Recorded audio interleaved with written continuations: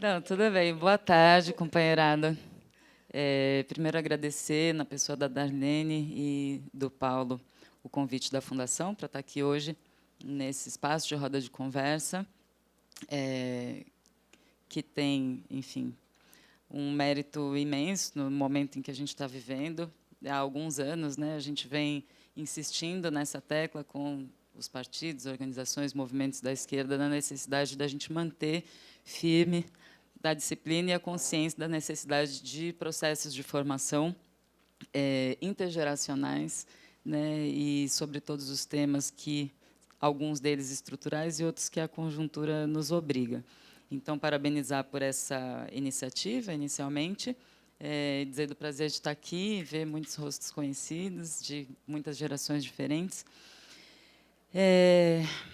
E quando nos foi feito esse convite, né, com esse briefing, eu fiquei pensando como trazer isso, trazer, né, dados, informações, mas permeado pela reflexão que é o que tem nos norteado, auxiliado, enfim, nos guiado, nos permeado aí na construção da reforma agrária popular no Brasil.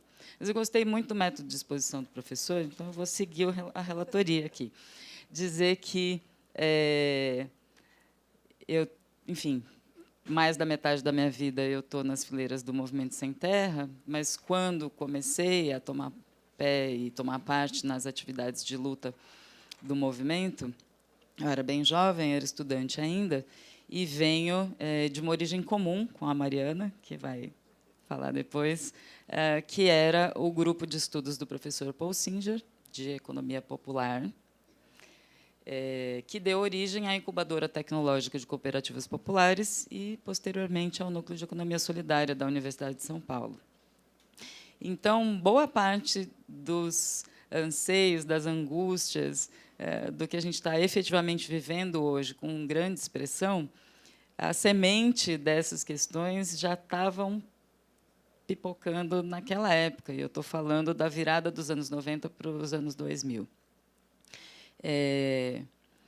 E digo isso não para pegar fogo, como o professor falou, mas para pontuar, não é para levantar a plaquinha, eu te disse, né, porque está gravando, inclusive, mas para pontuar que, à época, por exemplo, do primeiro Fórum Social Mundial, a gente tinha uma série de discussões acaloradas sobre as mudanças no mundo do trabalho, o que isso acarretaria para a mudança de perfil e segmentação das classes trabalhadoras no nosso país e em outros, e pensando já ali na frente, logo ali, a esperança ia vencer o medo, e a gente tinha que pensar nos subsídios da elaboração do programa de governo, né, do Partido dos Trabalhadores, quando ele virasse realidade, se tornasse realidade.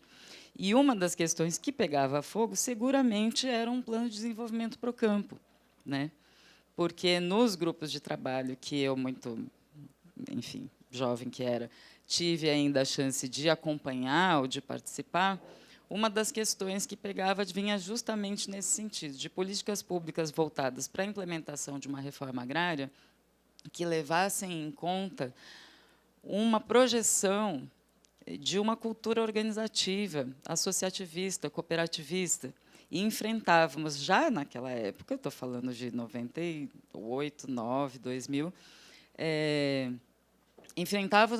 enfrentávamos uma resistência dentro da própria esquerda e com os camaradas, com professores, inclusive, que estudavam a matéria, dizendo que a gente não havia historicamente um caldo de cultura comum das classes trabalhadoras no campo para que isso emplacasse, que era necessário a gente pensar na agricultura familiar, com as unidades familiares, como uma alternativa àqueles que não eram trabalhadores assalariados do campo. E a gente já batia o pé, naquela época, de que, se a gente estava falando, né, de uma alternativa, de construir experiências que pudessem dar o impulso necessário para além, né,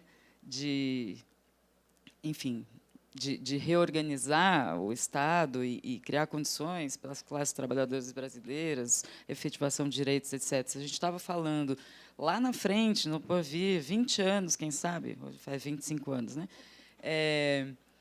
De uma mudança cultural, a gente precisava dar os primeiros passos naquele momento.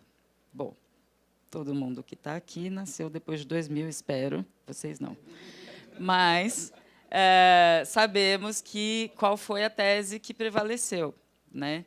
Em que pese todas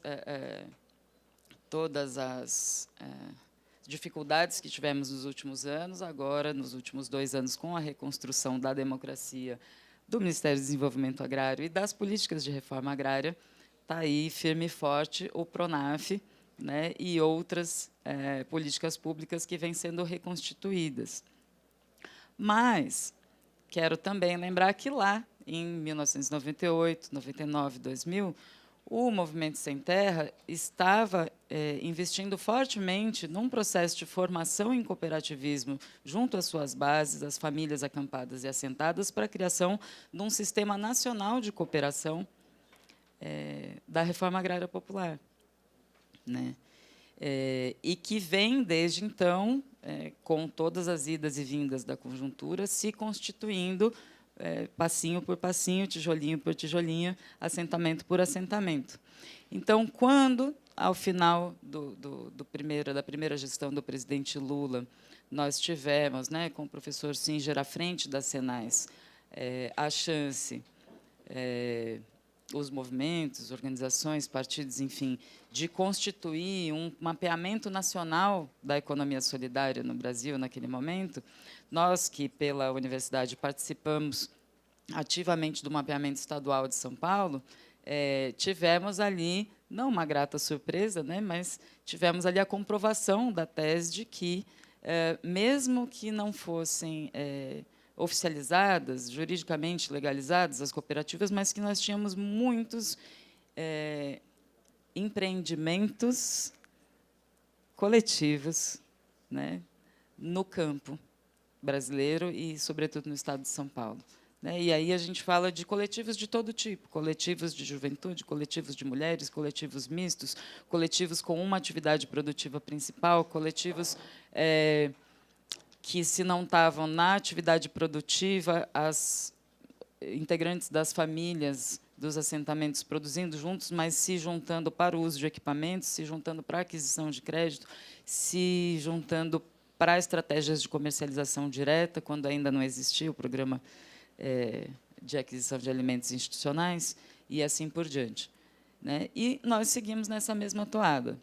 Então, para falar um pouquinho, né, sob esse ponto de vista de onde chegamos, acho que é importante dizer que a nossa última reunião, Encontro Nacional das Cooperativas da Reforma Agrária do MST, reuniu mais de 200 cooperativas e mais de 1.000 associações, e fora as milhares de coletivos, né, protocooperativas ou protoassociações que não são oficializadas, mas que são culturalmente experiências exitosas de cooperação nos assentamentos e até mesmo nos acampamentos produtivos, porque, como nós temos aí um déficit, né, uma defasagem temporal de novos assentamentos pelo tempo aí do golpe, do desgoverno, da pandemia, etc., então a gente tem alguns acampamentos muito antigos que demandam ser regularizados e tornados assentamentos urgentemente, mas que já têm uma dinâmica interna, né, um funcionamento ali ativo na produção de alimentos. Bom, eu poderia me estender aqui dando alguns desses exemplos, né, falando, nós temos principalmente dessas associações ou coletivos que não são gigantes, não têm a visibilidade das nossas 14.000 toneladas do arroz orgânico do Rio Grande do Sul, ou o nosso leite das nossas vaquinhas felizes do Paraná e do Oeste Paulista, ou, sei lá, a cachaça, né? Quem já provou, tem a Veredas, tem a Lula Livre. A gente tem essas cooperativas muito consolidadas e mais conhecidas hoje, principalmente por pessoas que são consumidores conscientes, né, da militância de esquerda, mas a gente tem essa miríade, esse sem fim de pequenos coletivos que fazem um trabalho cotidiano e que transformam, assim como os quilombos, que o professor mencionou, que transformam imediatamente as pessoas que fazem parte dessas iniciativas, mas todo o seu entorno, né, as suas comunidades e o entorno das pequenas cidades que são consideradas rurais. E aí tem de tudo, né? A gente tem grupo de mulheres de Rondônia cultivando cacau e produzindo chocolate. A gente tem coletivos de mulheres, várias, né, do Nordeste, fazendo beneficiamento de produtos e criação de pequenos animais. Temos, aqui no Sudeste, no Sul, principalmente, coletivos de saúde, em que a gente junta as pessoas que estão à frente dos setores de gênero, de saúde, mas também da produção, para fazer um trabalho com hortas medicinais e o beneficiamento disso através de produtos fitoterápicos, cosméticos naturais, tinturas florais, escaldapés, enfim. E isso espalhado, né, por 23 estados e Distrito Federal. Então, cada uma dessas experiências parece pequenininha, parece um piloto, mas, lembrando o professor Paul Singer e os buracos do queijo, daqui a pouco, pode ser, com o investimento necessário, a gente tenha mais buracos do que queijo. Mas eu vou parar aqui de elencar exemplos para voltar um pouco naquilo que nos foi encomendado, né? Qual é a visão do MST sobre a cooperação, o cooperativismo e a economia solidária? Eu acho que num espaço como esse que a gente está, e mesmo quem está de longe, enfim, é importante a gente recuperar a dimensão estratégica de tudo aquilo que a gente faz enquanto revolucionários que somos, porque senão não estaríamos aqui, não é? E pensar que a cooperação para nós é um princípio, é uma cláusula pétrea, como fosse. Né? Então, a gente está falando de tomada dos meios de produção através da democratização do acesso à terra e aos bens da natureza, mas a gente não está falando só do que a gente vai fazer. Eu acho que, bom, pelo menos neste público, a gente não tem que ficar pregando a convertidos, né? A atualidade da pauta da reforma agrária hoje ela é indiscutível, porque ela é a solução para os dois maiores problemas da humanidade, que são a fome e a destruição ambiental. Então, sem reforma agrária, nós não vamos conseguir produzir alimentos para alimentar o nosso povo e nem vamos conseguir frear a destruição que o agronegócio vem produzindo. Agora, como a gente faz isso é que são elas. E esse como, para nós, está escrito lá desde a nossa Carta de Princípios, em 1984, desde o nosso primeiro encontro, em 1985, é com cooperação, porque a gente está falando de mudança cultural das relações de produção. Se a gente está se propondo a construir uma outra sociedade, né, pondo fim às formas de exploração dos seres humanos uns pelos outros, e a gente, ainda para mais, por estar no campo, está falando de uma outra forma de relação com a natureza, que não seja predatória, né, e, hoje em dia, nos últimos 10, 15 anos, a gente deu nome para isso, chama agroecologia. Então, os dois princípios fundamentais são a cooperação e a agroecologia. Então, recentemente, nós tivemos um encontro com representantes de todos os estados do Brasil e de todos os setores que compõem o movimento, aí desde, né, educação, produção, formação, gênero, juventude, assim por diante, comunicação, enfim, para refletirmos juntos sobre as relações humanas que nós queremos cultivar, para além do alimento e das árvores que nós pretendemos plantar. Né? E chegamos, então, num novo bordão, num novo slogan, se quiserem, que é: não há produção de alimentos saudáveis com relações tóxicas. Então, quando nós falarmos em agroecologia e cooperação na reforma agrária popular, nós estamos falando de uma plataforma socialista, antirracista, antipatriarcal, anti-LGBT-fóbica, antietarista, anticapacitista e assim por diante.